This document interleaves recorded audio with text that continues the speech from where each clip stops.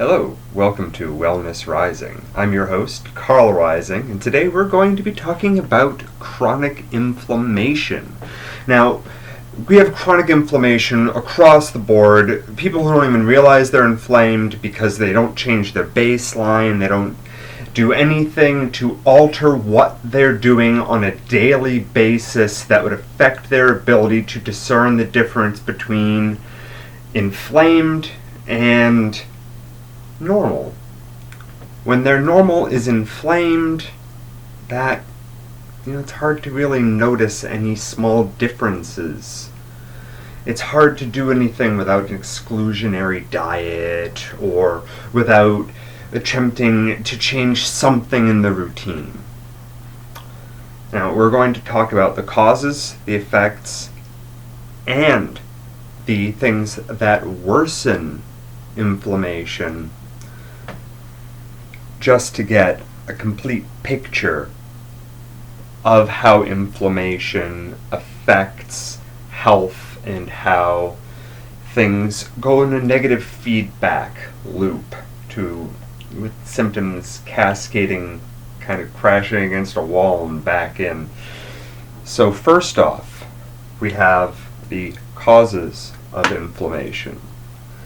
Typical causes of inflammation include an imbalance in the pH of the body, either too acidic in the main body's tissues or too alkaline in the intestinal tract, and those feed back into each other. We're going to be doing a lot of feedback loop conversation in these videos. Now, things that make the body more acidic, usually heavy metals and oxidizing compounds, especially things like lactic and uric acid. Hydrogenated fats. Fats processed, heated, flavored, deodorized. Margarine, vegetable oil, canola oil. All of these things are the wrong fats. They don't make a nice, clean cell membrane for things to pass through. You want semi-permeability. It's the whole point of a cell, is it lets things in, doesn't let things out, keeps in organelles, keeps out things that are going to hurt it. We want to have a nice, healthy cell membrane, so we want to have good fats in the diet. The body has a preference towards omega-3 essential fatty acids. With that, it can build other fats, but that's a whole other video. So, lactic acid buildup from lack of magnesium. Magnesium is used for 200 different things in the body. More than 200, really. 200 is just an easy thing to roll off the tongue. But one of which is buffering lactic acid buildup in our muscles. And then there's uric acid, which if you have uric acid in your bloodstream, that usually means you have an overgrowth of H. pylori, which is a whole other video. Scar tissue.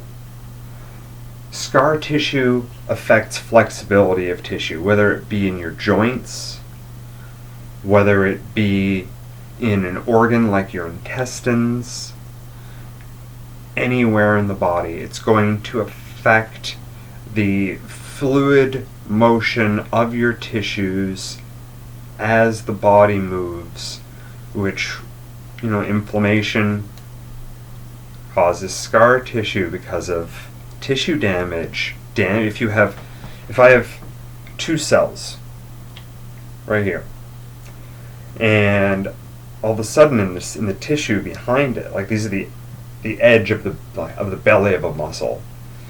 If I have inflammation down here in the belly of the muscle, and it pushes and spreads, it's going to rip apart all of those little dendrite connections between the cells and pull them apart.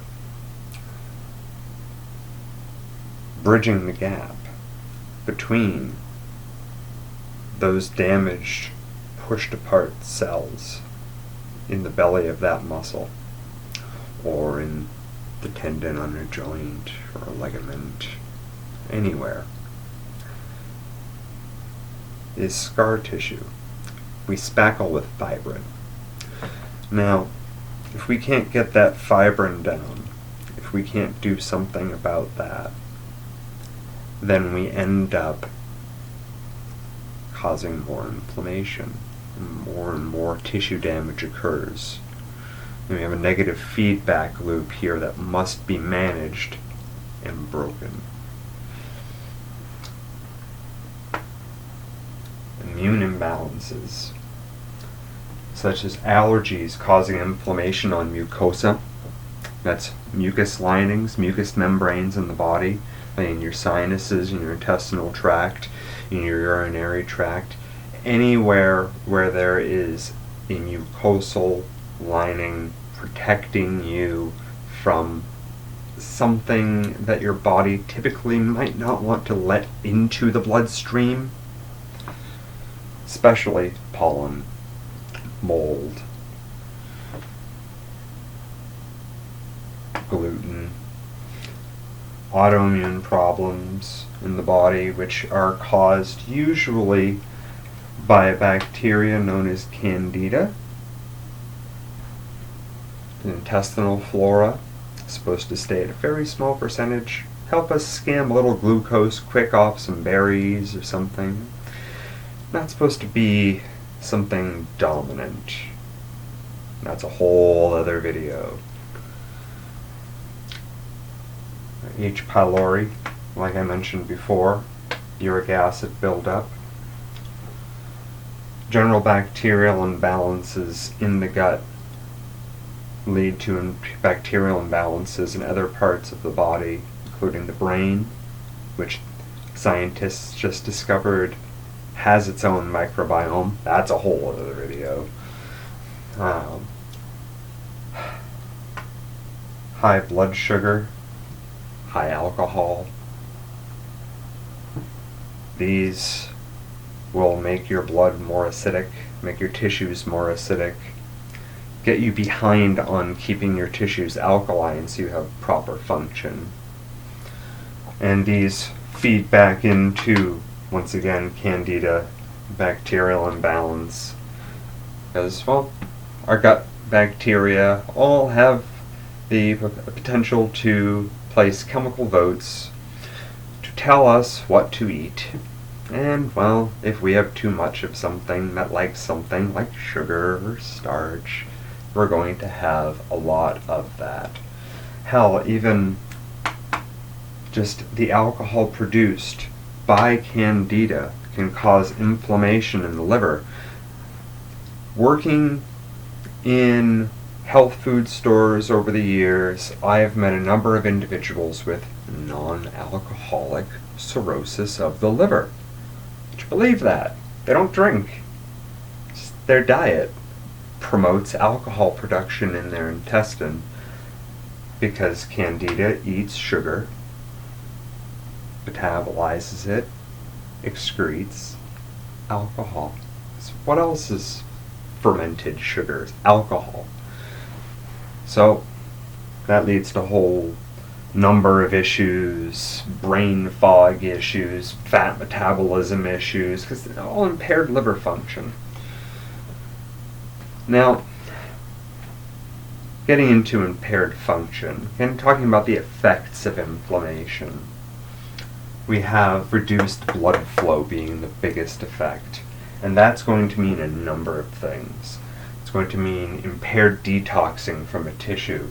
It's going to mean impaired immune function as less and less just immune cells, T cells, white cells, enzymes that are used by the immune system get into that tissue to clean it up, keep it nice and healthy, kill any bacteria or viruses that shouldn't be there.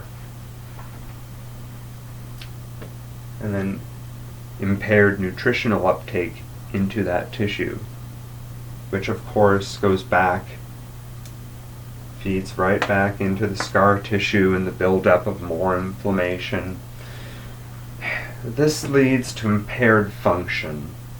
In the extremities we have less good circulation, and then we're getting into more things around diabetes and just lack of good, proper blood flow, especially in the capillaries that are damaged very easily by oxidizing compounds. We don't want to lose that bit of blood flow. It's our fingers, our toes, our eyes. Those are the first things to go, and they're almost the last things we want to lose, because we take in most of our information through our eyes. We manipulate everything around us through our hands. We use our feet to guide us through. If you lose your big toe, you know how much balance you lose? Oh my God. And of course, last but not least, which is a signal that there are issues in these other areas, especially around impaired function, is pain. And pain itself is debilitating. Pain will cause excess of cortisol.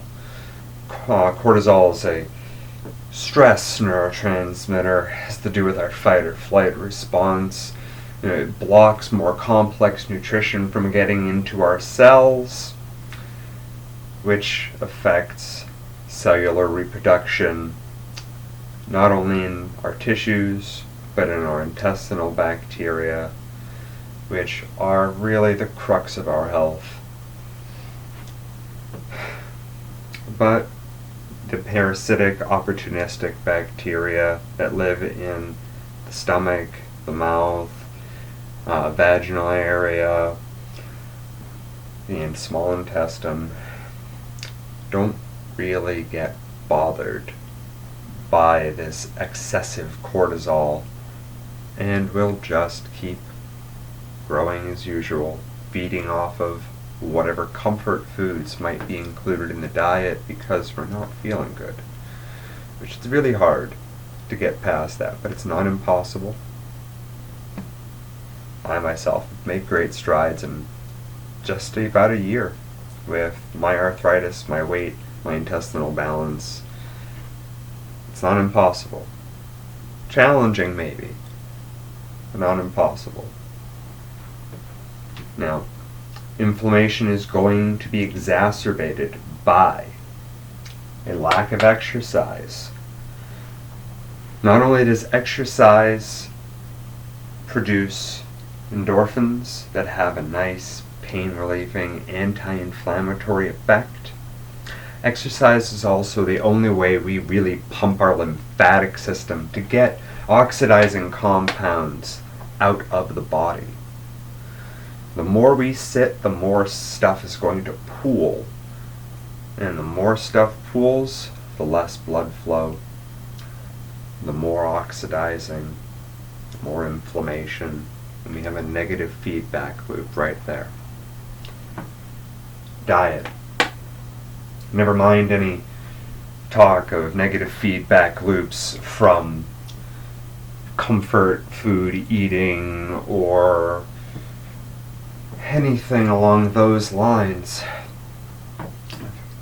Low mineral intake, especially magnesium and zinc. We need magnesium for buffering a lot of things in our body, as well as nervous function, muscle function, brain function, nervous system repair, calcium, calcium metabolism. It's amazing how many things. Right? Sugar. We use it to help us get sugar out of our blood, which is right there a major contributing factor to a lot of chronic inflammation, not only because of diabetes, but because it feeds any candida that might have gotten out of the intestine into the bloodstream, which is a whole other video. And zinc, which is used for protein metabolism, for rebuilding tissues, for your joints, for your skin, but also for the production of enzymes that allow you to have proper digestion, to keep things the right pH, to make quality stomach acid, because the less acidic our stomach acid is, not only do we have a harder time getting our minerals out of our food, but things like Candida, which I promise there will be a video on Candida, from flourishing. Good quality, strong stomach acid prevents the flourishing of Candida and H. pylori, and both of them foster the flourishing of each other. Whole other video. Now, then there's dietary issues around eating nightshade foods. Nightshade foods will include tomatoes, potatoes, eggplants, and peppers. Now that's all peppers, all varieties of peppers. As delicious as they are, as nice as they are, all peppers. And potato does not mean sweet potato, of course. That is the one safe tuber when dealing with chronic inflammations that people typically eat would be a sweet potato. But the other potatoes are still related to the deadly nightshade flower, which made Europeans afraid to eat tomatoes and eggplants in the first place for a good long time, until they got desperate in the Middle Ages. And, well, pasta sauce became a thing eventually. All of these issues which the foods that are in a diet typically, culturally, will lend towards different remedies. Another video still. But nightshade vegetables, tomatoes, potatoes, eggplants, and peppers will make any inflammation that you have present worse. You ever wonder why your joints hurt more after that pizza?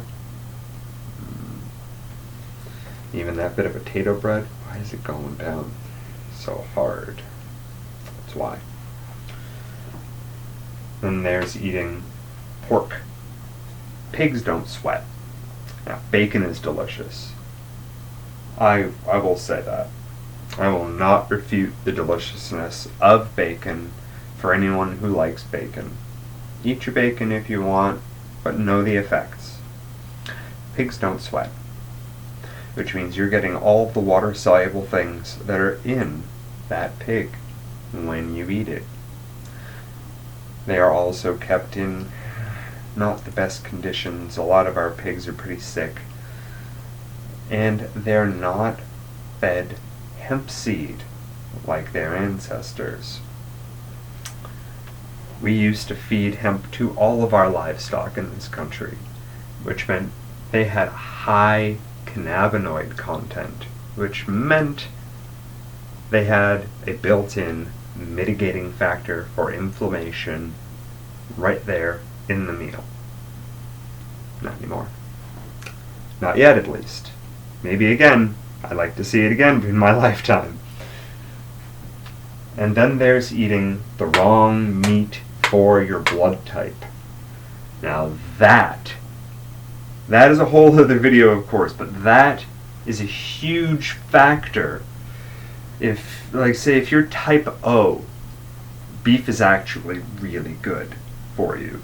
It'll help you produce an enzyme with a healing effect to your intestinal tract.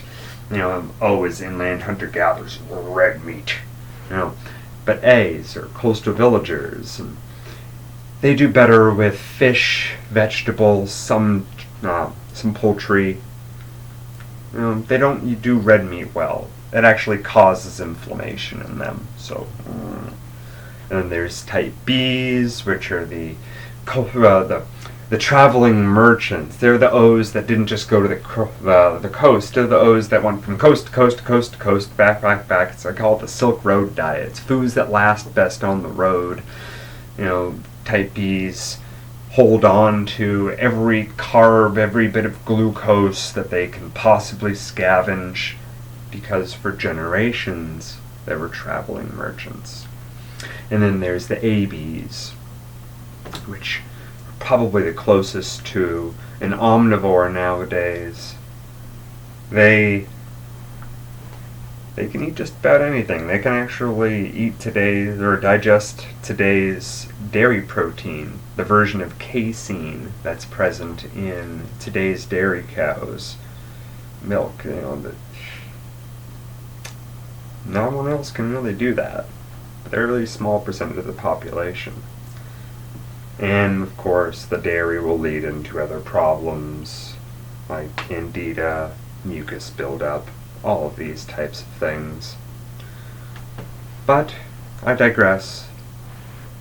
Basic causes, effects, and worsening factors for inflammation, and those will of course have a negative feedback loop straight back to the causes. They will be causes. If you already have inflammation, the things that make inflammation worse will be the cause of new inflammation. We can't ignore the negative feedback loop. And we'll have videos on taking care of all of these different causes through diet, through supplementation, through replacing less than serving habits with healing ones. Thank you for watching. If you liked this video, if you found it helpful, if you found it informative, please like, share, subscribe. Feel free to donate, and I'll keep making more of these videos. And if you have any specific questions, anything you would like to see a video made of or about, please mention it in the comments below, and I will get back to you with a video. And of course, be sure to subscribe to get the notification.